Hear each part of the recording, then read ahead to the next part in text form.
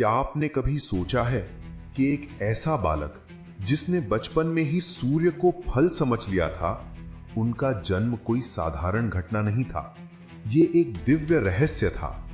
एक ऐसा रहस्य जिसमें एक श्राप छिपा था, एक कठोर तपस्या का धुआं था, देवताओं की अनजानी लीला थी और एक ऐसी शक्ति का आगमन था जो आगे चलकर पूरे संसार का धर्म आधार बन गई। बहुत समय पहले स्वर्गलोक की स्वर्णिम राजधानी में एक अप्सरा रहती थी। नाम था अंजना। उनकी सुंदरता ऐसी थी कि चंद्रमा भी शर्मा जाता। उनका नृत्य ऐसा कि देवताओं के हृदय थम जाते। हर मुद्रा में जादू था, हर मुस्कान में अमृत। लेकिन कभी कभी एक छोटी सी भूल पूरी सृष्टि की दिशा बदल देती है। एक दिन स्वर्ग के दिव्य सभा में अंजना का नृत्य चल रहा था। देवता मंत्र मुग्ध थे। तभी एक ऋषि का आगमन हुआ। वो ध्यान में थे। अंजना की हंसी की एक छोटी सी लहर उनके कान में पड़ी। क्षण भर की भूल, क्षण भर का क्रोध। ऋषि की आंखें लाल हो गईं, उनके होंठ कांपे और फिर एक भयानक श्राप गूंजा। अंजना, तुम्हारी इस क्षण की अहंकार ने तुम्हें स्वर्ग से वंचित कर दिया। अब तुम पृथ्वी पर जन्म लोगी, साधारण स्त्री बनकर, जहां सुख नहीं कष्ट होगा, जहां वैभव नहीं विरह होगा। क्षण भर में स्वर्ग का सारा प्रकाश मिट गया। अंजना का दिव्य शरीर धरती की मिट्टी में बदल गया। उनके पैरों तले स्वर्ग की मेघ सीढ़ियां गायब हो गईं और वे एक जंगल के किनारे धूल धूसरित होकर खड़ी रह गईं। लेकिन हर श्राप के साथ एक छिपा हुआ अवसर भी आता है। अंजना ने आंसू पोंछे। उनकी आंखों में हार नहीं थी, संकल्प था। उन्होंने कहा, अगर स्वर्ग मुझे नहीं चाहता तो मैं महादेव को अपना बना लूंगी। मैं तपस्या करूंगी, इतनी कठोर कि तीनों लोक थर्रा जाएं। घने अंधेरे जंगलों में, जहां सूरज की किरण भी घुसने से डरती थी, अंजना ने तपस्या शुरू की। न दिन न रात, न भूख न प्यास। बर्फीली हवाएं चीरती थीं, जंगली जानवर घेरते थे, लेकिन उनकी आंखें बंद थीं। उनके होंठ केवल एक नाम जपते थे, महादेव महादेव। साल बीते, दशक बीते। उनका शरीर हड्डियों का ढांचा बन गया, त्वचा सूख गई, लेकिन उनकी भक्ति हर दिन और प्रबल होती गई, जैसे आग में घी डाला जा रहा हो। और फिर वो क्षण आया। आकाश फट पड़ा, बिजली चमकी, पहाड़ कांपे और महादेव साक्षात प्रकट हुए। उनके त्रिशूल से चिंगारियां उड़ रही थीं, उनकी जटाओं में गंगा बह रही थी। अंजना, उनकी गहरी आवाज गूंजी, तुम्हारी तपस्या ने मुझे प्रसन्न कर दिया। मांगो, क्या चाहती हो? अंजना ने सिर झुकाया, आंखों से आंसू बह रहे थे। प्रभु, मुझे एक ऐसा पुत्र दीजिए जो दिव्य हो, जो अजेय हो, जो धर्म की रक्षा करे, जो आपके ही अंश से जन्म ले। महादेव मुस्कुराए। उनकी मुस्कान में सृष्टि समाई थी। तथास्तु, तुम्हें मेरा अंश प्राप्त होगा। वे बालक मेरे ही रूप का हिस्सा होंगे। उसी क्षण दूर अयोध्या में एक और लीला चल रही थी। राजा दशरथ पुत्र प्राप्ति के लिए विशाल यज्ञ कर रहे थे। अग्नि की लपटें आसमान छू रही थीं। देवता आकाश से देख रहे थे। मंत्रों की गूंज पूरी पृथ्वी को कंपा रही थी।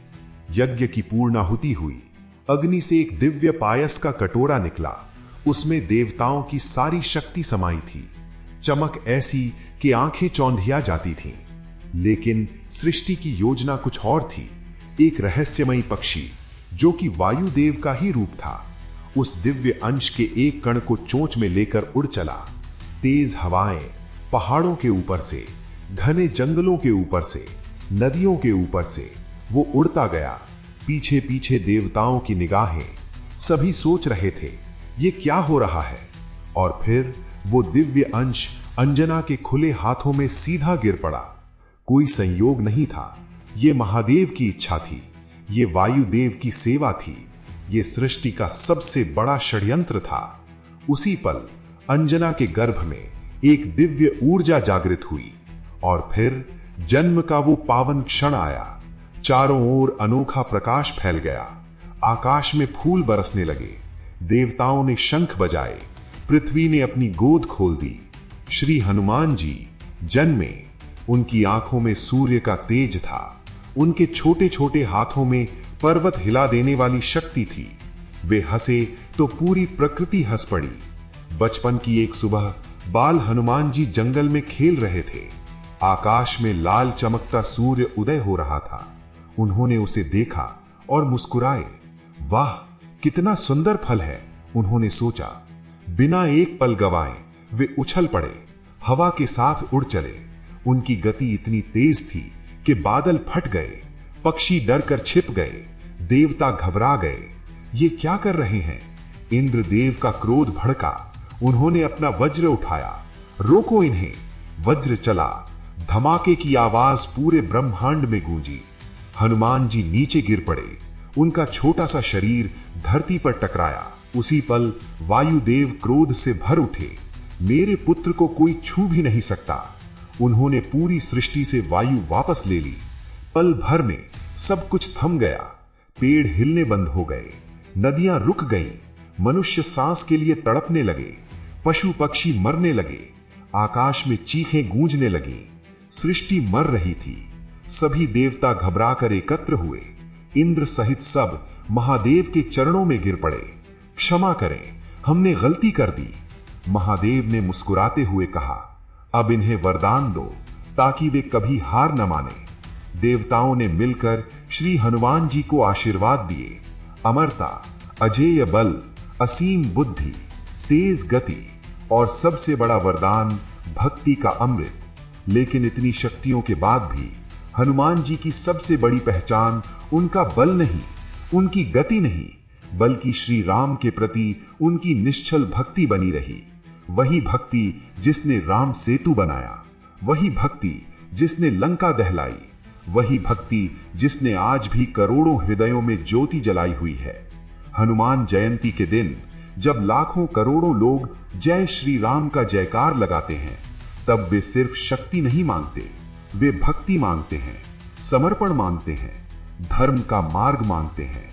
क्योंकि सच्ची शक्ति केवल मांसपेशियों में नहीं होती, वो भक्ति में होती है, समर्पण में होती है और सही मार्ग पर चलने की हिम्मत में होती है। अब ये कथा आपके मन में क्या भाव जगाती है? क्या आप भी अपनी तपस्या शुरू करने को तैयार हैं? क्या आप भी एक दिव्य शक्ति बनना चाहते हैं? जय श्री हनुमान जी, जय श्री राम।